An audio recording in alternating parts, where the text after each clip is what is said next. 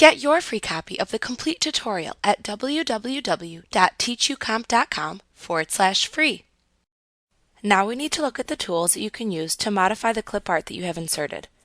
Once you insert a picture, the Picture Tools contextual tab appears with the Format tab displayed. This tab contains the main functions that you can use to quickly and easily format the inserted pictures. Note that this contextual tab only appears when you have an image selected within your presentation slide. The buttons available within the Adjust group allow you to make various types of image adjustments to the currently selected picture within your presentation. You can click the Brightness drop-down to choose another brightness setting for the selected image.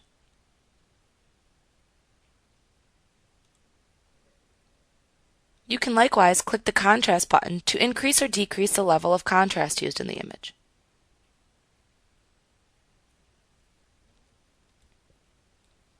You can use the Recolor drop-down button to select from one of the many preset coloring tints to apply to the image. You could also use the More Variations command to open a coloring choice from the palette of colors that appear.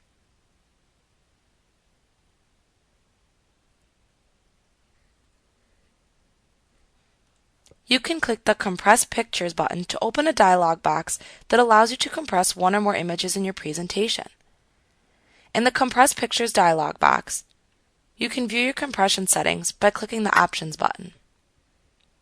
This will display your compression settings in a new window where you can set them as desired. Then click the OK to return to the Compress Picture dialog box. If you only wish to compress the currently selected picture versus compressing all of the pictures within your presentation, then you need to check the Apply to Selected Pictures Only checkbox. Once you have the settings you desire, you can click the OK button to compress the pictures in your presentation. Note that this is typically only done for graphics that are intended for web page display, as smaller graphics files tend to load faster. This will also not work with clip art, just photographs like JPEG and GIF files. The last button in the Adjust section is the Reset Picture button. You can click this button to reset any changes that you have made to a picture. The next group in the Format tab is the Picture Styles group. You can click on any picture style shown in this area to apply it to the selected graphic. If you simply hold your mouse pointer over any of the styles listed, you can preview how the style will affect your selected image directly in your presentation before you actually click it to select it.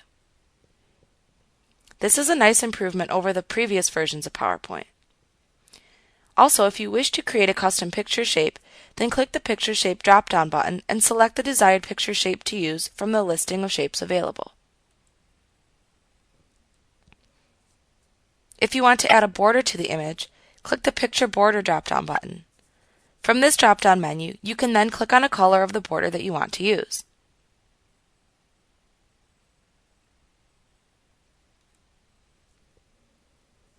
Also note that if you want to quickly change the thickness of a picture border, or have a dashed border versus a solid border, you can do that by using the Picture Border drop-down button as well.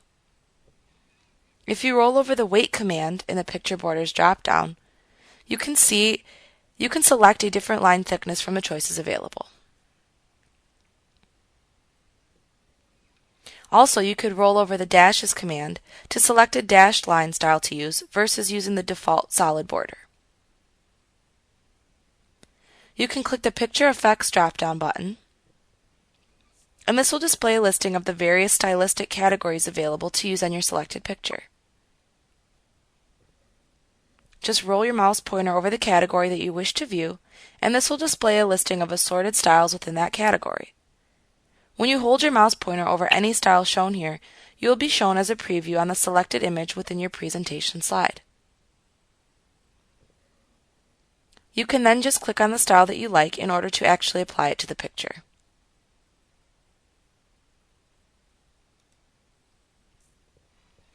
In the Arrange button group, you will find buttons that allow you to change the placement of the selected image in the presentation. If you have overlapping images in your presentation slide, then you can click either the Bring to Front, Send to Back drop-down buttons in order to change the order in which the images overlap each other in the stack. You can click the Align button in order to choose from the available alignment options. The Group button is often useful when dealing with multiple shapes that are simultaneously selected in your presentation slide. If that is the case, you can click the Group button to group the individual shapes together as a single unit. Just make sure that both images are selected.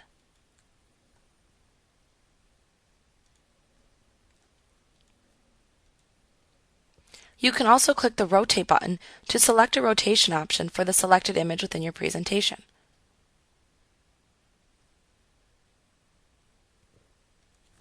In the Size group, you will find the Crop button. You can use this button to remove unwanted or excess parts of an image. Click the Crop button to enable the cropping tool. To use it, click and drag any of the cropping handles that appear around the graphic inward to crop it. If you make a mistake, you can uncrop by dragging the cropping handles back outwards again, or by clicking the Reset Picture button to reset the picture back to its original state.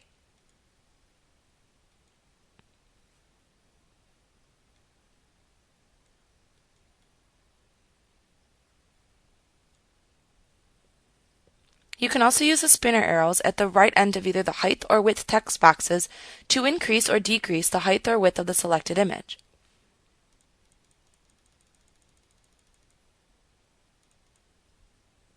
Also note that if you need to make very specific changes to the size of the image, you can do so through the Size dialog box.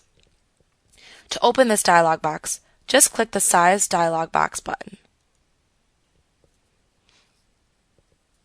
On the Size tab within the Size dialog box, you can enter the height and width into the text boxes provided. Note that if you want to adjust the relational aspect or height to width ratio of the selected image, you would need to ensure that the locked aspect ratio checkbox is deselected in the Scale section first. Then you can enter the height and width independently if desired. In addition, you can enter a degree of rotation to apply to the image by using the rotation spinner buttons.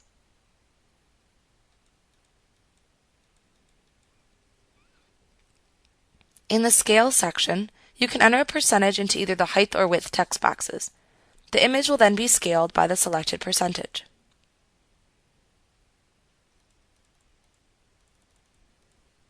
You can also check or uncheck the two available checkboxes in this section as needed when making size and scale changes.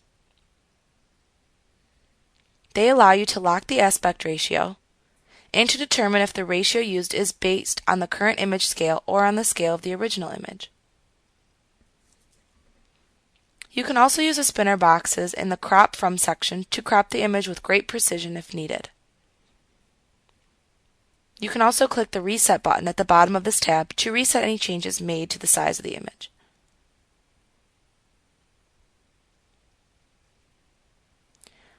On the Alternative Text tab, you can enter a text description for the image if needed.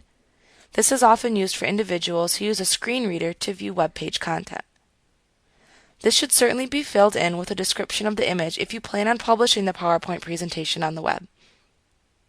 Once you have finished making your size adjustments, click the Close button.